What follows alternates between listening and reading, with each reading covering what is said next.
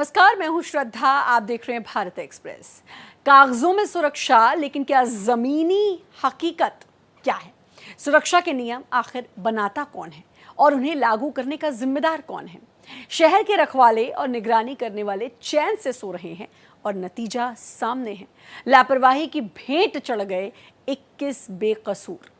मालवीय नगर के अग्निकांड के बाद अब बारी है होटलों के काले सच की। भारत एक्सप्रेस लेकर आया है एक रियलिटी चेक जो आपको झकझोर कर रख देगा। क्या ये होटल लाइसेंस हैं या मौत के परवाने? सुरक्षा के नियम है या नोट छापने की मशीन? याद रखिए, सिंगल एंट्री नो एग्जिट, मतलब मौत निश्चित। इसी पर देखिए ये खास रिपोर्ट।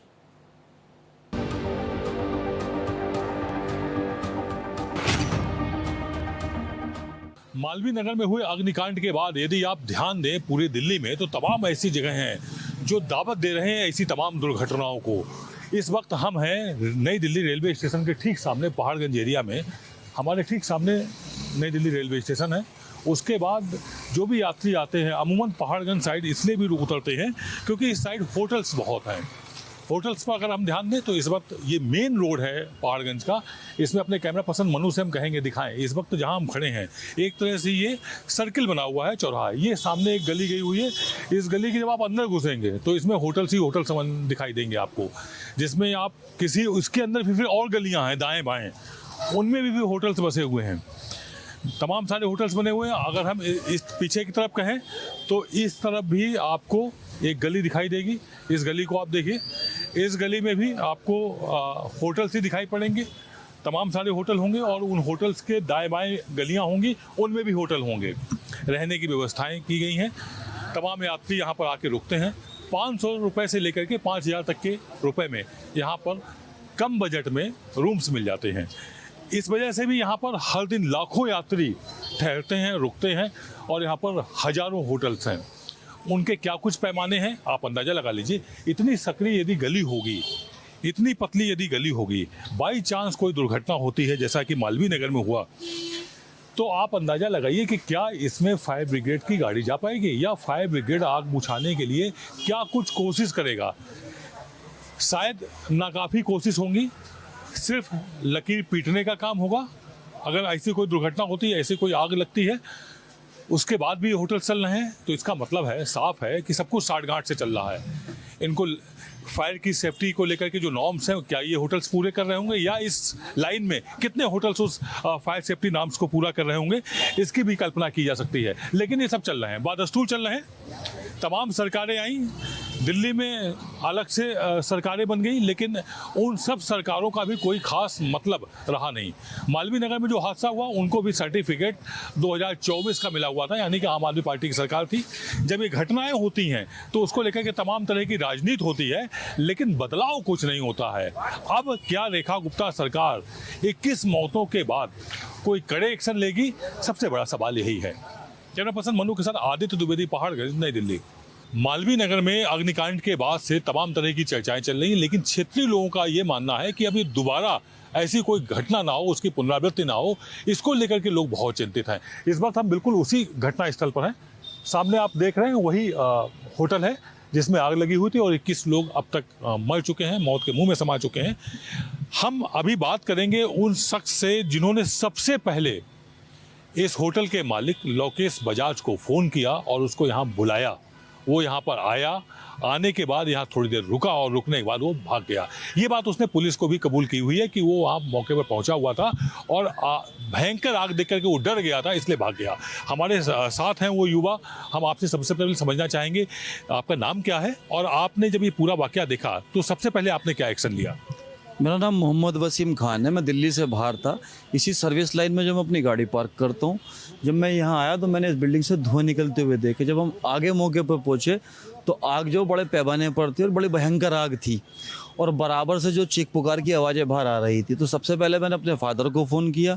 फादर को फ़ोन करने के बाद उसके बाद जो मैंने फ़ोन किया लवकेश बजाज को, 8:52 पे मैंने उन्हें फ़ोन किया। 26 सेकंड मेरी उनसे बातचीत हुई।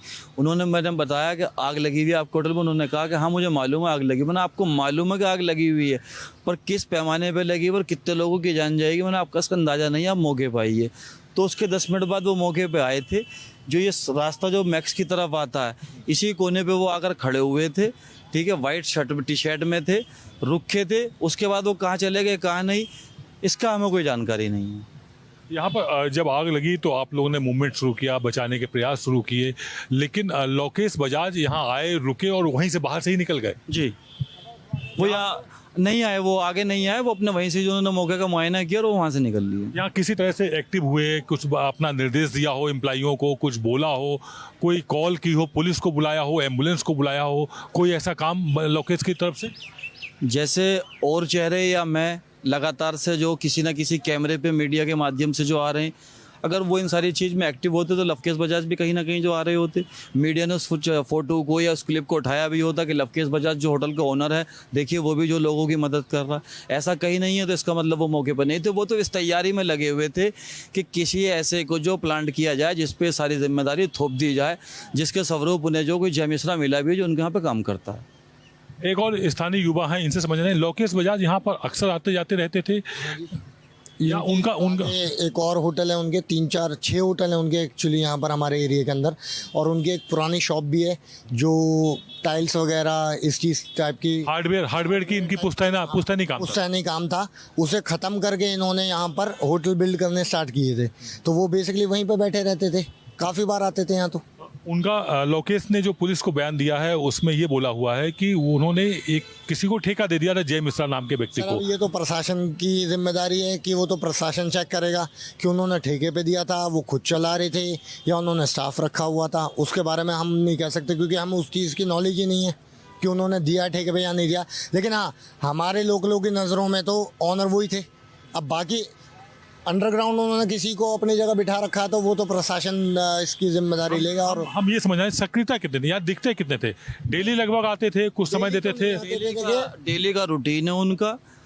मैं इस चीज़ को बड़ी जिम्मेदारी के साथ कह सकता हूँ।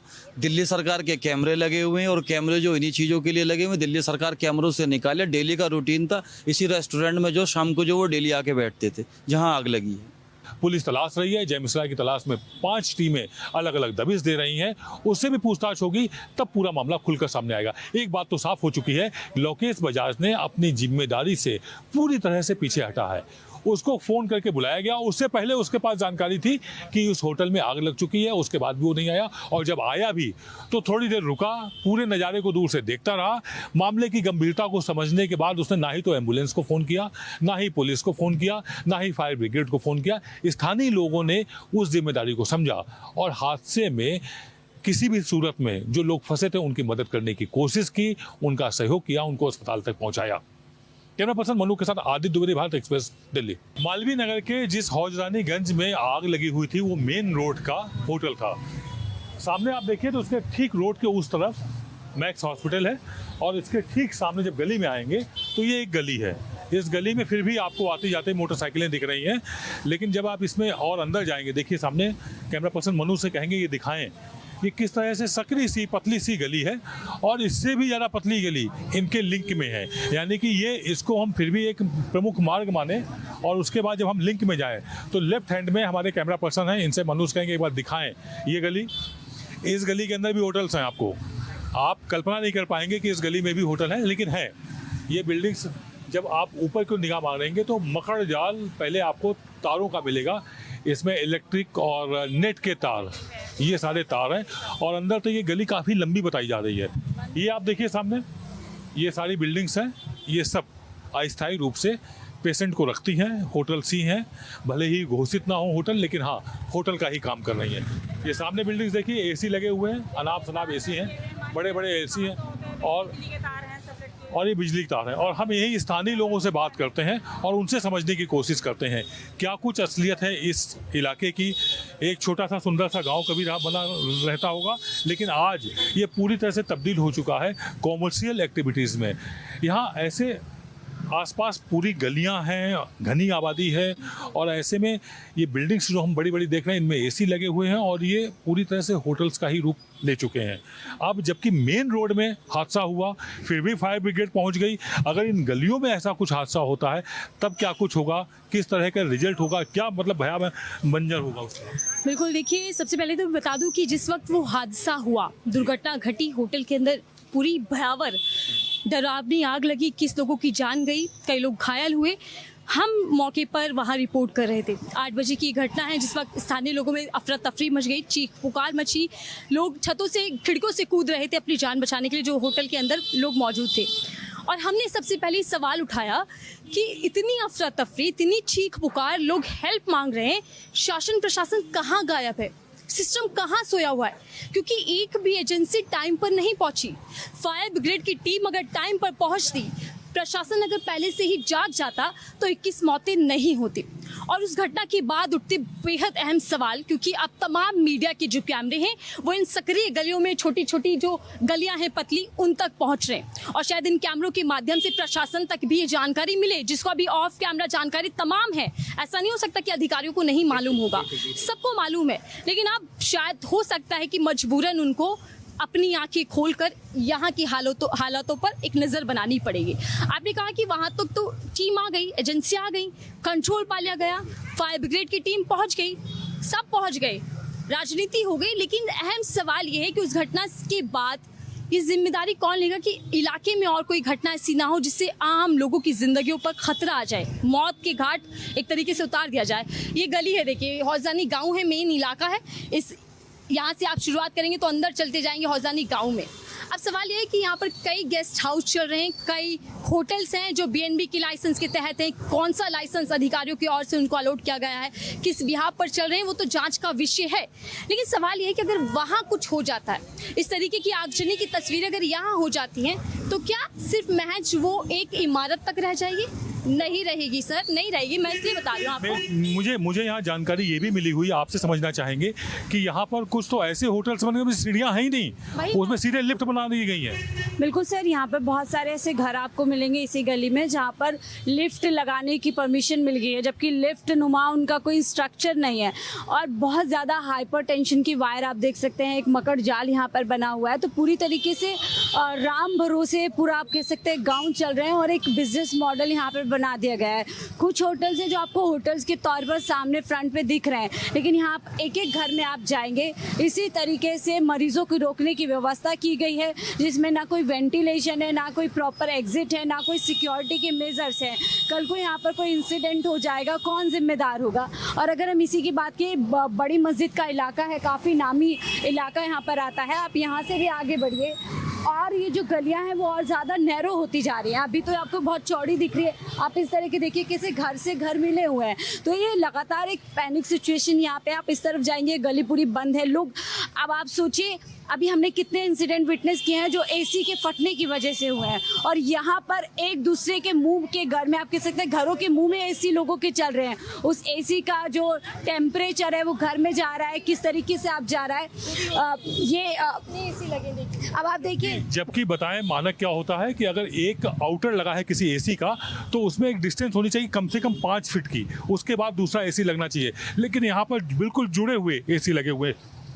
आपसे समझना चाहेंगे, आपसे ये समझना चाहेंगे कितने छोटे छोटे प्लाट हैं यहाँ पर। मालूम पड़ा 35 फीट का फ्रंट है और उसके बाद अंदर वो 75 फीट गहरा है और उसमें भी होटल बना दिए गए हैं। बहुत तो ऐसे में आने जाने का क्या कुछ रहता होगा? यहाँ पे इतना बुरा हाल है कि आप 35 गज या 25 गज के भी अगर प्लॉट है, लोगों ने अपने लिए जगह कम कर ली रहने के लिए, लेकिन एक किराए की आमदनी ऐसी की है उन्होंने कि एक पेशेंट को, बीमारी पेशेंट को उन्होंने अपने घर में रखना शुरू कर दिया। 2-2.5 हज़ार वो रोज़ डेली का लेते हैं। उनको ये भी फिक्र नहीं है कि अगर हम ऐसे ही रखते चले जाएंगे पूरी उसमें, तो ये महामारी फैलने का एक सबसे बड़ा सवाल है कि महामारी फैलने का बहुत ज़्यादा डर है। और मुंह से मुंह एक एसी मिले हुए हैं कि लोगों को, आपने देखा इतना बड़ा हादसा हुआ आंखों के सामने कि मैं वो मंजर कभी नहीं भूलूंगी। मैंने आंखों देखी, उसको देखा कि खिड़की से लोग चिल्ला रहे थे कि हेल्प हेल्प, और लोग प्रशासन के देर के आने की वजह से इतना बड़ा घटना वहाँ पर हुई, लोग वहाँ मारे गए। इतना अफसोस है कि हमारे यहाँ होते हुए, हमारे लोकल लोगों के होते हुए सबको जानकारी है कि इतना गलत काम यहाँ हो रहा है, लेकिन कोई भी आवाज़ उठाने वाला नहीं, क्योंकि एक दूसरे के साथ मिल करके ये लोग 2 नंबर से पैसा कमाने का काम कर रहे हैं। कुल मिलाकर के सवाल बहुत हैं और उन सवाल के जवाब चाहिए होंगे और कोई ना कोई सलूशन तो निकालना पड़ेगा, या फिर किसी दुर्घटना का हम फिर इंतजार करेंगे, फिर शोर शराबा मचाएंगे, फिर हाय हल्ला करेंगे और उसके बाद फिर शांत हो जाएंगे।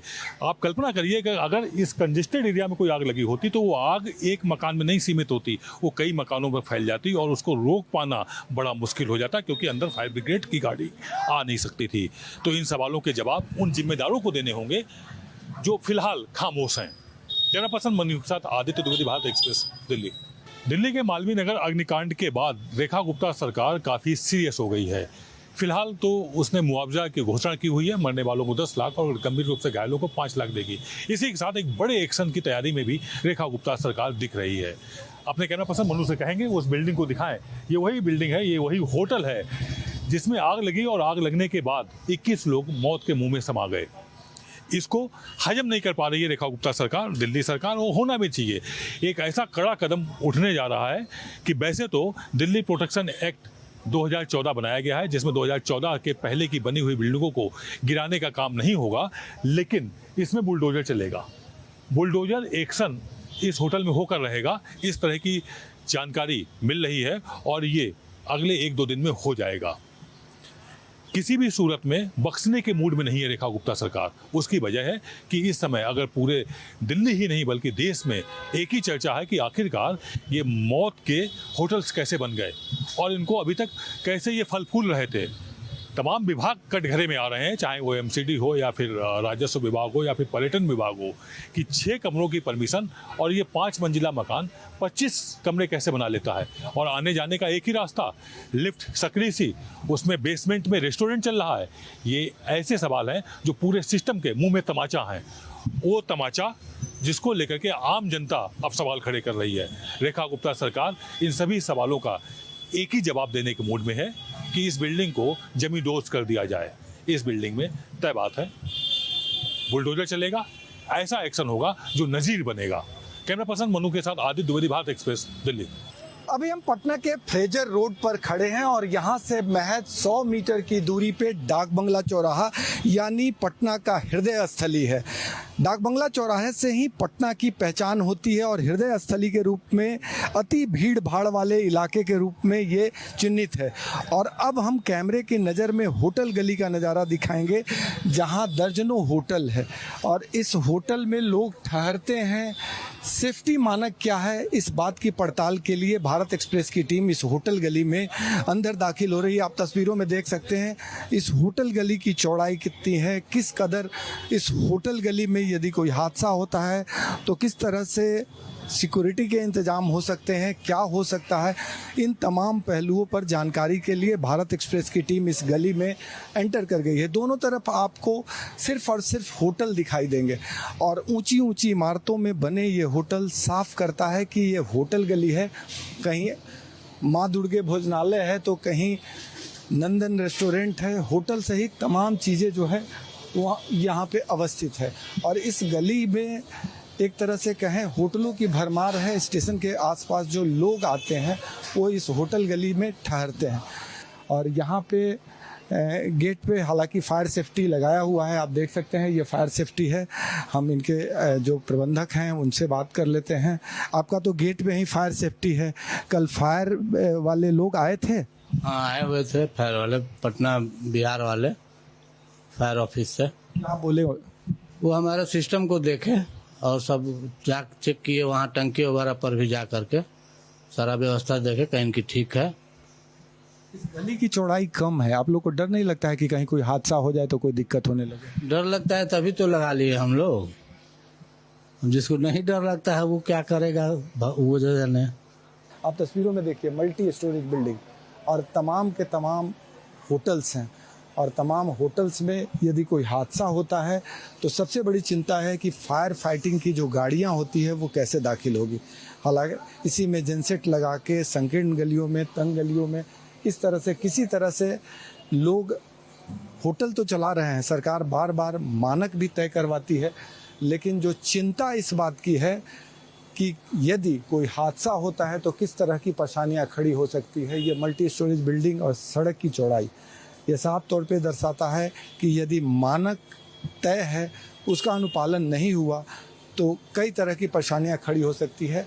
भारत एक्सप्रेस की टीम इन तस्वीरों के जरिए ये दिखाने का प्रयास कर रही है कि आप मल्टी स्टोरेज होटल तो ज़रूर बना देते हैं, लेकिन मानक तय नहीं होता है और इसकी वजह से जब हादसे होते हैं तो कई तरह की समस्याएं खड़ी हो जाती है। ये तस्वीरें देखी जा सकती है, साफ तौर पे देख सकते हैं कि किस तरह से बिजली के तार का मकड़जाल फैला हुआ है। तो जो सेफ्टी का नॉर्म्स है वो उसको फॉलो करना बहुत ज़रूरी है, क्योंकि हादसे कब होंगे ये कहना मुश्किल है। चिंता रहती है कि गली संकीर्ण है, यदि आगजनी हो जाए तो गाड़ी नहीं घुसेगी। यही बात सही है। हाँ, कैसे घुसेगी? कोई संकीर्ण है उसको तो ठीक करना ही पड़ेगा आपको। तो इस गली में दर्जनों होटल, 14 को होटल है टोटल, 14 होटल है पूरे यहाँ से। पतली गली है। हाँ, बहुत पतली गली है। बड़ी गाड़ी घुसेगी? नहीं, बड़ी गाड़ी तो नहीं घुसेगी, छोटी गाड़ी घुसेगा। सुधार होना चाहिए। हाँ, उधार तो होना चाहिए। दुकानदार हैं आप? नहीं, दुकानदार नहीं, हम यहाँ वर्कर हैं। हाँ, तो आप क्या सुझाव देना चाहते हैं? सुझाव ये देना चाहते हैं कि गली को जो संकीर्ण है उसको सही ढंग से करते हुए आगे का कार्यवाही किया जाए, बचाते हुए, ताकि जिसमें किसी का नुकसान नहीं है। हम तो आप तस्वीरों में देखिए, जिस संकीर्ण गली का हवाला हम बार बार दे रहे हैं, कितनी संकीर्ण गली है। चारों तरफ तारों का अंबार है और दोनों तरफ मल्टी स्टोरेज बिल्डिंग में होटल्स हैं। नॉर्म्स फॉलो कराने का सरकार दावा जरूर करती है, लेकिन सबसे पहला जो नॉर्म्स है कि गलियां तंग नहीं होनी चाहिए। यदि आप मल्टी स्टोरेज बनाते हैं, कम से कम इसकी चौड़ाई 30 फीट होनी चाहिए। यहाँ आप तस्वीरों में साफ तौर पे देख सकते हैं, पटना के तमाम होटलों का कमोबेश यही हाल है, जो खास करके स्टेशन के इर्द गिर्द बने हुए हैं, होटल गली के नाम से जाने जाते हैं।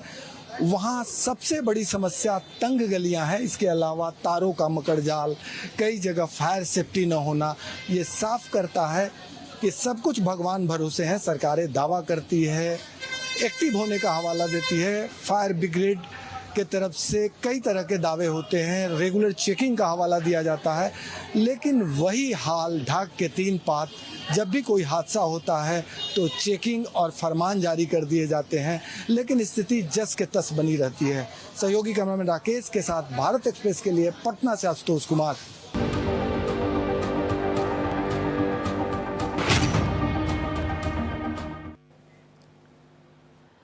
और ये तस्वीरें सिर्फ एक हादसा नहीं, बल्कि सिस्टम की सोची समझी लापरवाही का जीता जागता सबूत है। इसी के साथ इस खास पेशकश में इतना ही। बाकी खबरों के लिए लगातार बने रहिए भारत एक्सप्रेस के साथ।